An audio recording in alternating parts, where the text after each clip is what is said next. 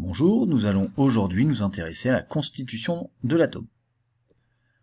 Un atome est constitué de deux parties principales, le cortège électronique et le noyau. Le noyau est constitué de particules. Toutes les particules se trouvant dans le noyau vont être appelées des nucléons. Sur le schéma, on distingue que les nucléons se composent de deux types différents de particules. On aura les neutrons, qui, comme leur nom l'indique, ne seront pas chargés électriquement, et ces neutrons auront une masse de 1,67 10-27 kg. Cette valeur n'est pas à connaître, elle vous sera forcément donnée lors de devoirs ou d'exercices. Autre particule présente dans le noyau, les protons. Donc, contrairement aux neutrons, ces protons sont chargés. Chaque proton portera une charge plus E. E étant la charge électrique élémentaire.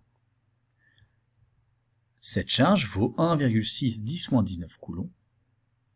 De façon analogue avec la masse, cette valeur n'est pas à connaître, elle vous sera forcément donnée. Donc il faut savoir qu'un proton porte une charge plus E.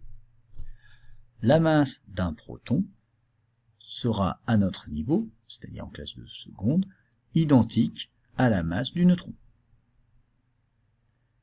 Le cortège électronique maintenant.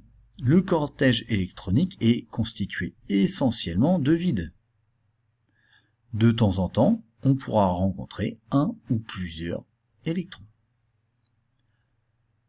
Un électron, lui, porte une charge moins E, c'est-à-dire moins 1,6 10-19 coulombs. Sa masse diffère de la masse d'un proton et d'un neutron.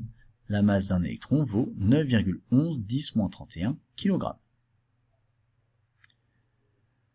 Maintenant, intéressons-nous aux dimensions de l'atome en général, donc c'est-à-dire que nous n'allons pas donner de valeur précise, nous allons donner l'ordre de grandeur des deux constituants principaux, c'est-à-dire l'ordre de grandeur du noyau atomique, c'est environ 10-15 mètres.